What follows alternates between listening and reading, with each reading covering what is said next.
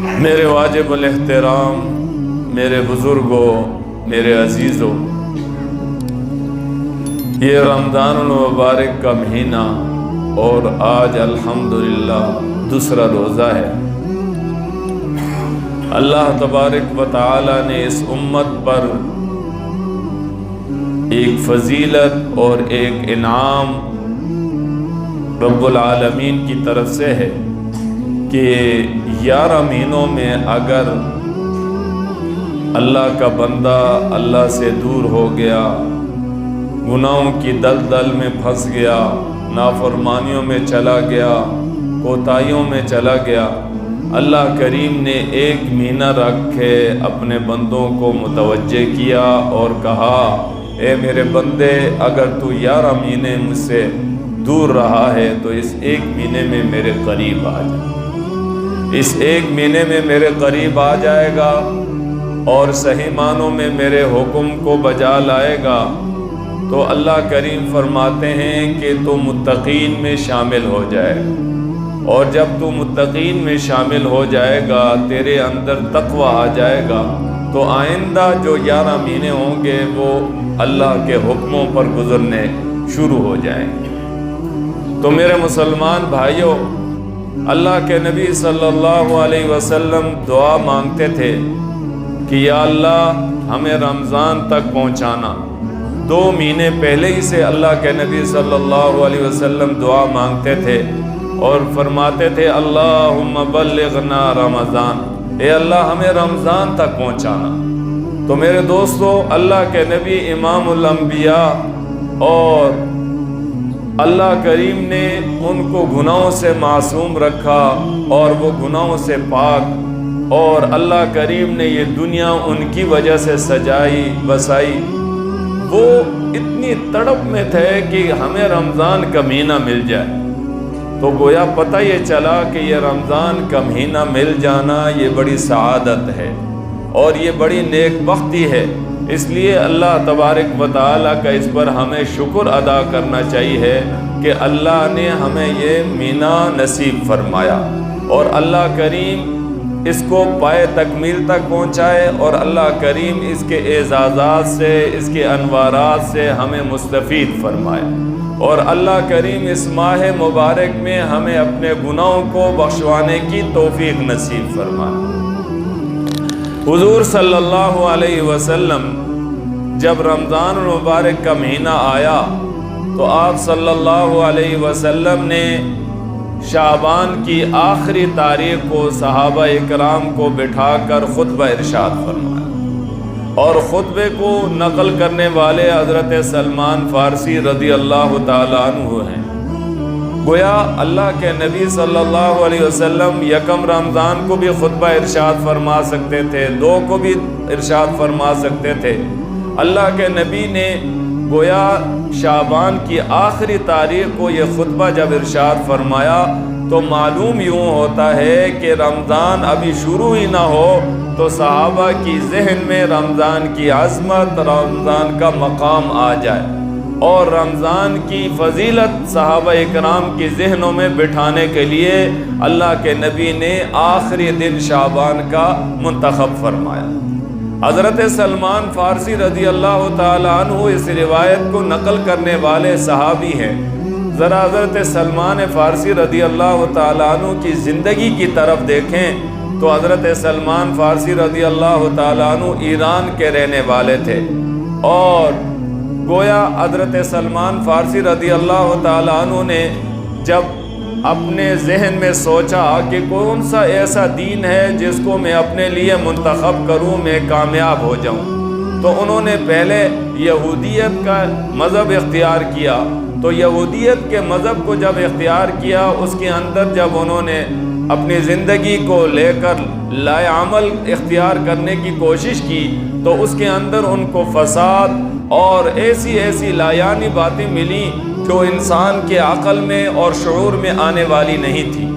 تو وہ حیران اور پریشان ہوئے کہ یہ کون سا دین ہے جو عقل میں آنے والا بھی نہیں۔ حضرت سلمان فارسی رضی اللہ تعالیٰ عنہ نے سوچا کہ اس کو چھوڑتا ہوں اور عیسائیت کے مذہب کو اختیار کرتا ہوں۔ عیسائیت کے مذہب کو اختیار کیا، تو جب مذہب کو اختیار کرنے کے بعد ان کو پیروکار بنے، تو بننے کے بعد ان کو پتہ چلا کہ ان کے مذہب میں تو تثلیث یعنی تین جو ہے وہ ایک ہے۔ تو اس پر سوچنے کی انہوں کو فکر پڑ گئی کہ یہ کون سا مذہب ہے کہ تین جو ہے وہ ایک یا تین جو ہے وہ تین، یہ کیا ہے؟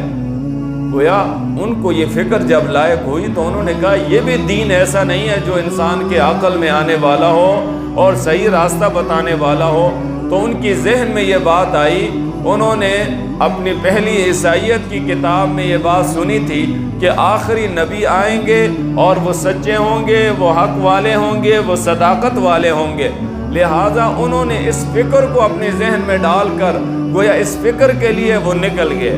اور جب نکلے تو یہودیوں کے ہاتھ چڑھ گئے۔ یہودیوں نے حضرت سلمان فارسی رضی اللہ تعالیٰ عنہ کو غلام بنا لیا۔ غلام بنانے کے بعد انہوں نے ایک آدمی پر ان کو فروخت کر دیا، اور وہ آدمی مدینہ کے اندر اس کو لے گیا۔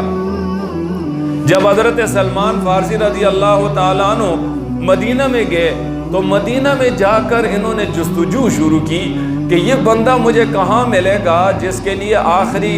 نبی ہونے کی بشارت دی گئی ہے، جو سچے ہیں، جو صداقت والے ہیں، جو حق والے ہیں۔ اس کے لیے انہوں نے جستجو شروع کی۔ انہیں پتہ چلا کہ مدینہ کے اندر ایک شخص آ گیا ہے اور وہ نبوت کا دعویٰ کر رہا ہے اور وہ آخری پیغمبر ہے۔ تو انہوں نے اس کے طلب میں نکلے، اور نکلنے کے بعد نبی کریم صلی اللہ علیہ وسلم کے پاس آئے اور انہوں نے صدقہ لے کر آئے۔ حضور علیہ السلام کے پاس حاضر ہو کر فرمایا کہ میں یہ آپ کے لیے صدقہ لایا ہوں، آپ اس کو قبول کریں۔ حضور علیہ السلام نے فرمایا صدقہ میرے لیے لینا جائز نہیں ہے، حرام ہے۔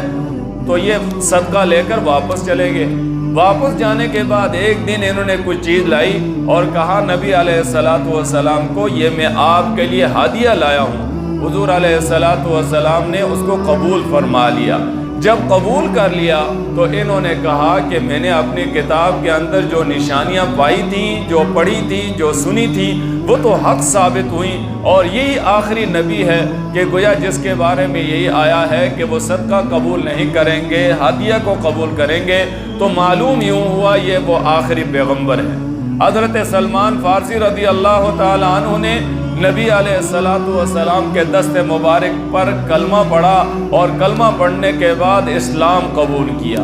اور اسلام قبول کرنے کے بعد یہ روایت جو ہے حضرت سلمان فارسی رضی اللہ تعالیٰ عنہ سے منقول ہے کہ حضرت سلمان فارسی رضی اللہ تعالیٰ عنہ فرماتے ہیں نبی علیہ السلام نے گویا شعبان کی آخری تاریخ میں ہمیں رمضان کے بارے میں خطبہ ارشاد فرمایا، اور فرمایا ایسا مہینہ تمہارے لیے آ رہا ہے جو برکتوں والا ہے اور جو شان والا ہے، جو عظمتوں والا ہے، جس کے اندر اللہ کریم نے اپنے ایمان والے بندوں کے لیے تقوی رکھا ہے۔ اگر تم اس مہینے کو پالو تو اس کا ادب و احترام کرنا، اس کے دن میں روزہ رکھنا اور رات کو قیام کرنا۔ صحابہ اکرام نے جب یہ بات سن لی، سننے کے بعد آپ جیسے ہی یکم رمضان ہوا تو تمام صحابہ نے اس پر عمل کرنا شروع کر دیا۔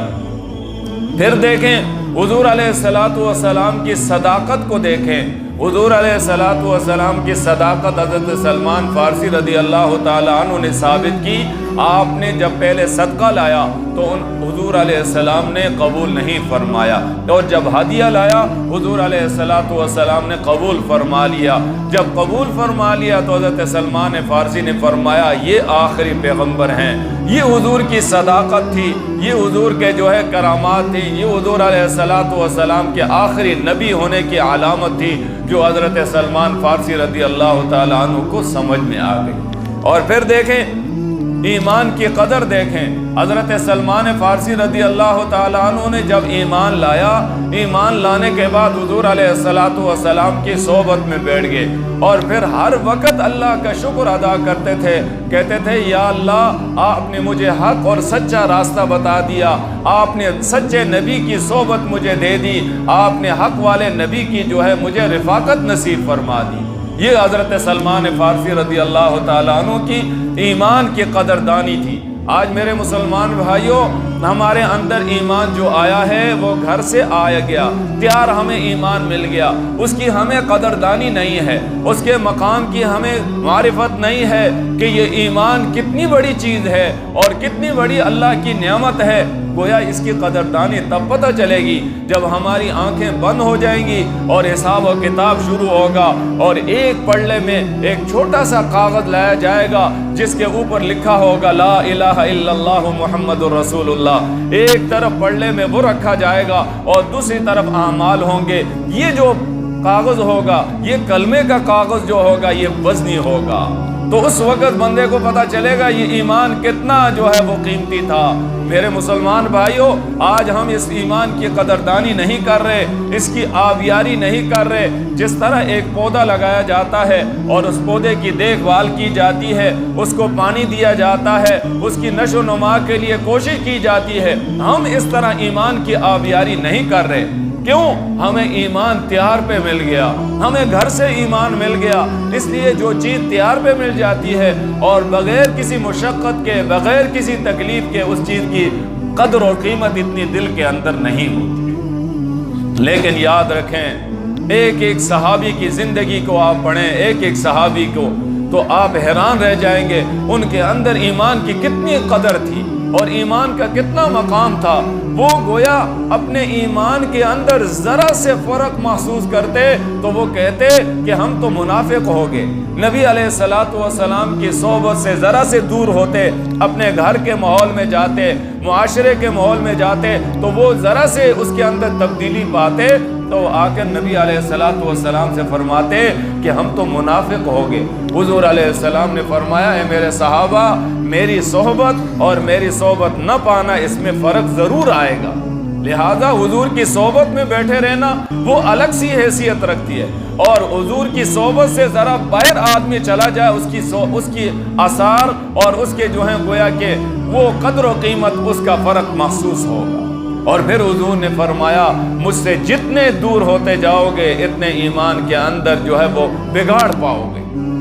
اتنا بگاڑ پاؤ گے۔ ہم حضور علیہ السلام سے اتنے دور ہوئے، ہمارے بعد نہ جانے آنے والوں کا ایمان کا کیا عالم ہوگا، نہ جانے وہ ایمان کو برقرار رکھ سکیں گے، اس کی حفاظت کر سکیں گے یا نہیں۔ آج تو ہمارے پاس ہمیں بڑوں کا جو ہے وہ ایمان ملا ہے، ان کی صحبت ملی ہے، ان کی رفاقت ملی ہے، ان کی داستانیں ہمارے سامنے ہیں، ہم نے ان کو سنا، ان کو دیکھا، ان کے ساتھ بیٹھے، ہمارے اندر تو وہ کچھ نہ کچھ آثار ہیں، لیکن ہمارے بعد آنے والوں کا عالم کیا ہوگا، نہ جانے وہ ایمان سے کیا کورے ہوں گے اور ایمان سے کتنے مالا مال ہوں گے۔ گویا اس کا ہم اندازہ نہیں لا سکتے، لگا نہیں سکتے، اس لیے کہ وقت جو ہے وہ جو بتلا رہا ہے اور جو حوادثات زمانہ جو بتا رہے ہیں، یہ بڑے کٹن حالات آ رہے ہیں، اور ان کٹن حالات میں ایمان کا بچانا، ایمان کی آبیاری کرنا، یہ بڑا محال اور بڑا مشکل ہے۔ پھر دیکھیں، اللہ کے نبی صلی اللہ علیہ وسلم نے فرمایا،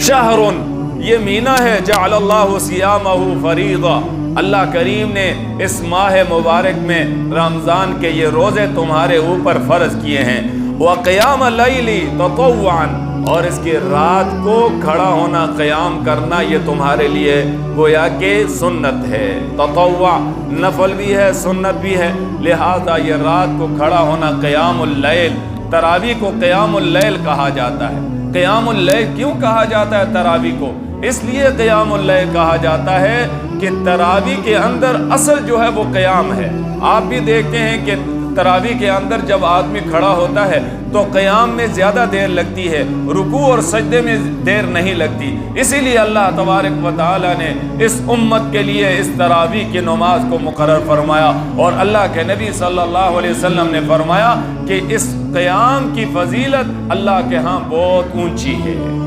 تو لہذا میرے مسلمان بھائیوں، یہ رمضان کے روزے رکھنا، یہ رمضان کا روزہ رکھنا، یہ صرف یہ نہیں ہے کہ آدمی کھائے پیے نہیں، یہ نہیں ہے۔ روزہ یہ ہے ہر گناہ سے اپنے آپ کو بچائے، ہر گناہ سے۔ اور یاد رکھیں، دو گناہ ایسے ہیں جو انسان کے روزے پر اثر انداز ہوتے ہیں، دو گناہ ایسے ہیں، باقی بھی